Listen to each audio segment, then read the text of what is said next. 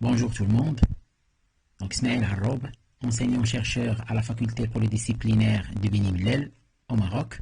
Donc mon sujet qui s'intitule Efficacité énergétique dans un bâtiment à l'aide d'un échangeur air-sol pour le rafraîchissement de l'air dans un climat chaud. Le plan est le suivant: une introduction et des généralités, description du bâtiment étudié. La troisième partie sera consacrée aux données météorologiques du site étudié. Par la suite, une partie sur tout ce qui est simulation thermique dynamique à l'aide du logiciel 36. Et on finit par une conclusion. Le secteur du bâtiment, l'un des plus gros consommateurs d'énergie au niveau mondial, est une cible de choix pour la réduction des consommations, vu que la cause de ce résultat est due à la forte demande de logements qui résulte d'une grande augmentation démographique. La stratégie énergétique nationale adoptée en 2009 considère l'efficacité énergétique comme priorité nationale visant la réalisation de 15% d'économie d'énergie à l'horizon de 2030. Donc on sait que la géothermie est porteuse d'un potentiel immense pour notre développement responsable et durable. Elle participe à notre indépendance énergétique pour les besoins de chauffage et de refroidissement du secteur domestique et aussi tertiaire, l'alimentation des réseaux de chaleur et la production d'électricité.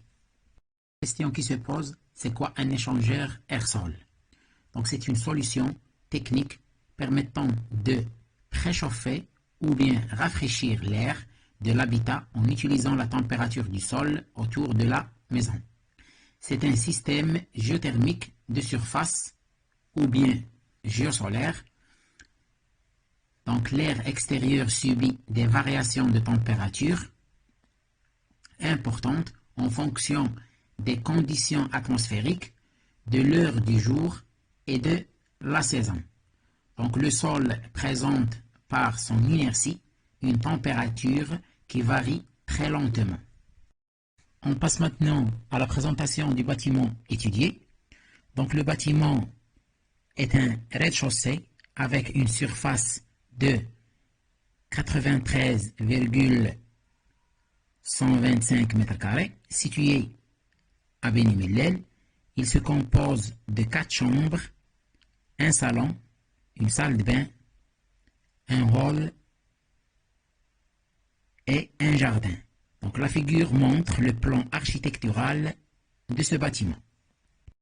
On passe maintenant à la partie données météorologiques du site étudié et on présente les diagrammes climatiques de la ville de Beni Mellel. Comme vous voyez, donc, cette figure montre la répartition ou bien la distribution de la température ambiante et aussi l'ensoleillement pendant toute l'année.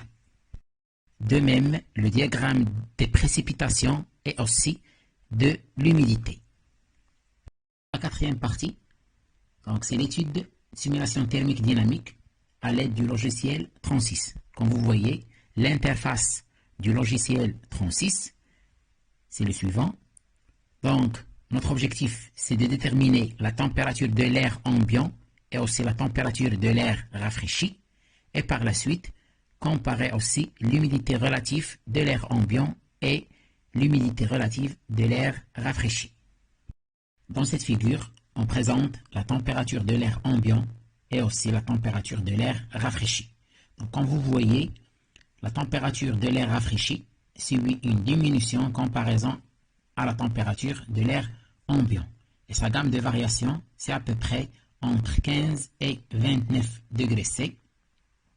Cela implique que la température de l'air rafraîchi, c'est au voisinage de la température du confort thermique.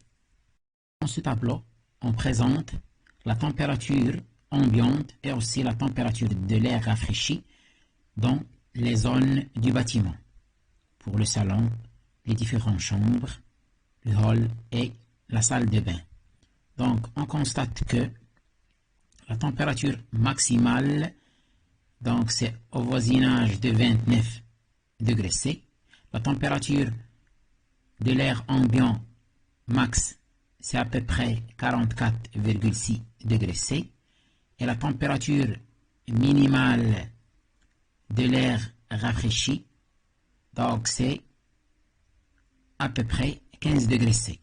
Donc pour la température ambiante minimale, c'est 8 degrés C. Toujours pour la chambre 1, on présente l'humidité relative de l'air ambiant et aussi l'humidité relative de l'air rafraîchi. Donc automatiquement, on constate une diminution de la gamme de variation de l'humidité relative en utilisant l'échangeur air-sol. L'intérêt de cette partie est de minimiser l'intervalle de simulation afin d'avoir des graphes plus clairs et faciles à analyser pour bien observer la variation de la température et l'humidité relative ambiante et de l'air rafraîchi. Donc on choisit la zone du chambre 1, ce qu'on a déjà présenté précédemment, pour la simulation pendant les jours les plus chauds du mois de juillet. On a choisi les jours 19, 20 et 21 juillet. On remarque que la température ambiante varie en fonction du temps pendant la journée. Il augmente jusqu'à à peu près 44,6 degrés C et il diminue la nuit jusqu'à à peu près 25 degrés. Donc concernant la température de l'air rafraîchi, on observe une chute de la température durant la journée, donc c'est à peu près 29 degrés, et 20 degrés pendant la nuit. D'autre part, on constate que l'humidité relative de l'air rafraîchi est comprise entre 36% et 70%. Et aussi l'humidité de l'air ambiant varie entre 30% et 90%. En conclusion, un échangeur air-sol est capable de rafraîchir l'air au sein du bâtiment le long de la période d'été, même si la température ambiante dépasse 40 degrés C. Une bonne maîtrise de l'énergie est très efficace pour réduire les consommations énergétiques. La simulation thermique dynamique, donc c'est un outil permettant au public, aux gestionnaires et aussi aux occupants de connaître la performance énergétique de leur bâtiment. Et on finit par donc cette phrase: consommons moins, polluons moins, stabilisons plus pour vivre mieux. Et merci pour votre attention.